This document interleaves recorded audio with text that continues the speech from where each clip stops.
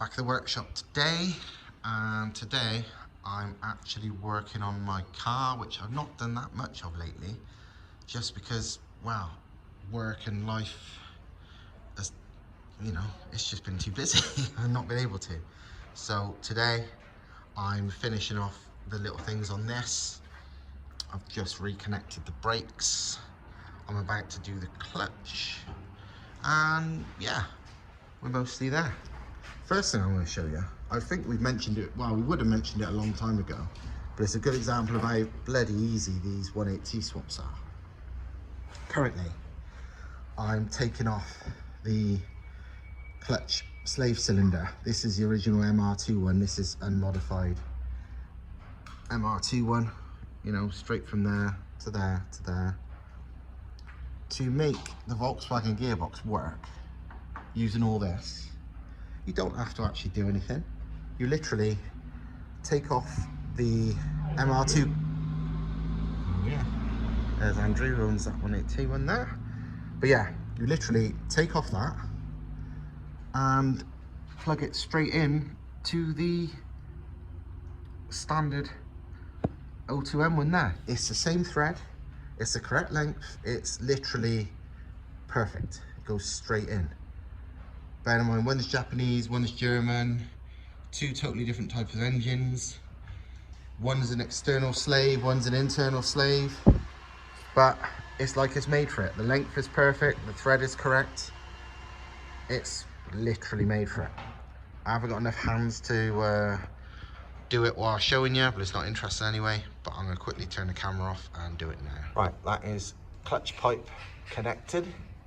One thing that's worth doing, why I'm telling you this in this video, because it's not a fitting thing, but what I do sometimes, just because to make this, give this a bit more flex, you don't need to, but I unhook it from here, because normally that goes back an inch, and just put it forward and then hold it on with cable ties. I feel better having a bit of slack. You don't need to, but you know, handy hint for you if you want, because they don't move anyway. It's not like it makes any difference. I just hold it on with a couple of cable ties, but I prefer a bit more movement than having it a bit tighter, that's all. And it's the same here actually, weirdly enough. This normally bolts to there. I remove that because they don't move anyway. I remove that, loosen that, move this down a bit just to give a little bit more slack everywhere. And it also just helps with clearance on the oil filter. Just makes your life easier. It's not vital, but why wouldn't you do it, you know? Another cool little modification is bearings in the ends of the gear linkage. So as standard, they are rubber crap basically. And what I did have on the previous shell was some solid ones that Thomas made up, and aftermarket you can buy solid ones. They're like solid aluminium. That's fine, but obviously there's still more friction than there would be with proper bearings. So now it's got proper bearings, which is much nicer, which, you know, it's a marginal thing. It's a lot better than standard, but just solid aluminium's also better than standard. But considering what you can get these for, much better. And this literally pushes in. What I do to on these, what I did to make sure they stay, is I just then grabbed them with some mole grips to sort of make sure it's pinched tight, because they're a tight push fit anyway, but you want to be sure. So I just pinched them again with the mole grips, and they're in. You could still push them out if you ever needed to, but job done. We're probably gonna start including these when people buy the engine mounts and gear linkage kit, because, well, it's part of the linkage and it's just a nice upgrade, so why not? So, but yeah, ideal. Now gear linkage is all fitted, I've temporarily put the bucket seat back in just so I can work out how everything sits and how it all is. The shifter is, yeah, fucking ideal. Yeah, like it there. I'm sitting a bit too far back at the moment. The bucket seat needs to be at a different angle, but yeah, that's good. I like that. The question is now, what the fuck I'm going to do with the handbrake, because I did have it here in the standard place and cut down, but I realised there's not, it was just a bit shit. So my initial thing was I put it on some legs that sat it higher, and that's still not great. So I'm wondering if where I can put it where I can actually pull the handbrake. I really don't want to put this back down on the ground because I love it being here next to the steering wheel's here, gear sticks out. You know, minimum time of not being hold of the steering wheel. But it's just, I need to be able to pull the fucking handbrake. You know, I'm not going to be using the handbrake for any actual driving. It's purely a parking brake. But I still need to be able to fucking pull it, you know, when I stop. So I need to work out where the fuck it's going. Thomas originally said, oh, why not like this side? But there's just no room for it. There's no room between the seat and the gear linkage for it to go. This side, I think, because obviously it's going to be longer. This is the cut down one, which is fucking not using it anymore, probably. So I'm going to put an original one back on. I reckon I'm going to have it facing that way. I can pull it from there, I reckon. But yeah, last little bits and pieces fucking about. But yeah. Yeah. We're getting there.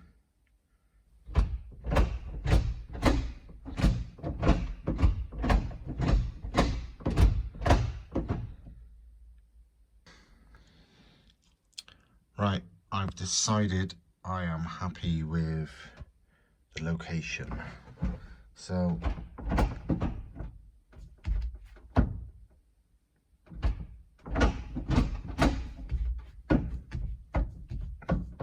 can't get any better than that. And the gear stick is like this now. So basically, that rear one is the standard hole, and I just need to make a bracket from the standard hole to there so it can sit at an angle. All it needs to do is clear this, and obviously I've cut this right down. I think the standard sticks to about there, so as long as I can lift it, we're good. So I just need to go upstairs in my spare parts pile and find an original gear stick.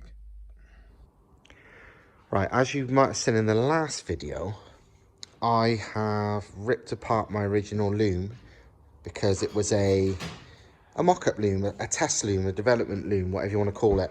So it worked, but it was far from tidy. And Thomas was like, you know what, I'll make you a nice loom instead, because this was just a mess. But as ever with us, plans have changed a bit, but in a good way. After some of Thomas's usual brainwaves of thinking of cool stuff, he has started to design, well, has designed, but it's not in production yet, a patch loom that's going to allow a standard 180 loom to plug straight into the Toyota, so you don't need a whole custom loom. It's not massively cheaper, it just makes people's life easier because they can literally just plug it in. And because of that, rather than make me a custom loom, it's like, you know what, let's test the patch loom and run the patch loom on my own car. And also it's to show everybody it works. If it's going to work on a 500 plus horsepower car, it's going to work on anyone's car. So this is basically a standard 180 loom. Like, it's still got bits I don't even need. There's things on here like extra plugs that I'm not going to be running, but it's just to show you can literally plug it in. It's a standard loom. Cleaned it up a bit, recovered some of it where it was looking a bit crappy, but functionality wise it's just a standard loom because they are really good looms. so we didn't, and that's another thing to show people. Some used looms are, on a lot of cars, are just shite. They're real bad quality. But on these, they are generally really nicely made. So why have a custom loom when you can clean up an original? And to be fair, as looms go, the one I'm using was one of the crapper ones. It was quite oily and shitty, but functionally it's fine. So this is just a stock loom for a 180T, for like a TT, that I'm going to fit in this. And then basically there's a patch loom that joins this to the rest of the car, and then it will just start on a standard loom. And another bonus of a standard loom is, if anything ever went tits up and the loom was knackered or whatever, you needed a new loom, just go get one, because it's a standard loom. You don't have to worry about it. Like, you wouldn't even have to do much fault finding if you had problems with, like, you know, you had electrical issues that was something to do with the loom. You don't have to trace back every single wire because you're worried about, you know, getting it right. You just go and change your loom for another one you just bought from the scrapyard. So yeah, that's the plan with this. I'm going to try and fit it. On mine, this might be trickier than most people's, because obviously mine has got very custom boost pipes. The routing isn't like this. These have all been designed, like, you know, Thomas has put these standard looms on this engine, which is how the kits are generally designed. But mine, the pipe works slightly different, so hopefully it all still fits. But I'm going to fit it all and find out. I'm pretty much done with the loom, and I'm really fucking chuffed. It's actually way nicer fitting and tidier than the original loom, even though this is, well, basically not made for an MR2. It's a standard 180T one, and it fits better than the original modified one. It's really good. So yeah, happy with that.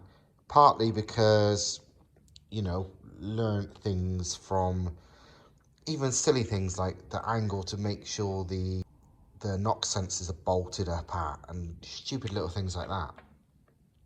But generally, yeah, it fits great. And this is with all the extra wires and plugs I don't even need, but it's still fucking neat. So not finished yet. I haven't used any like cable ties or anything to hold it exactly where I want it yet, but even where it's sort of naturally sitting, bloody good. So well happy with that. Just putting a load of drive shafts together for customers' 180T swap kits.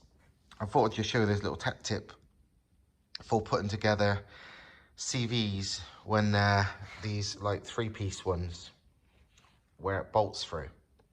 Basically, because it's 3-piece, you've got the main CV, the front cover, the rear cover, and the bolts have to go through it. It's a proper bastard to, by eye, you know, get the holes lined up.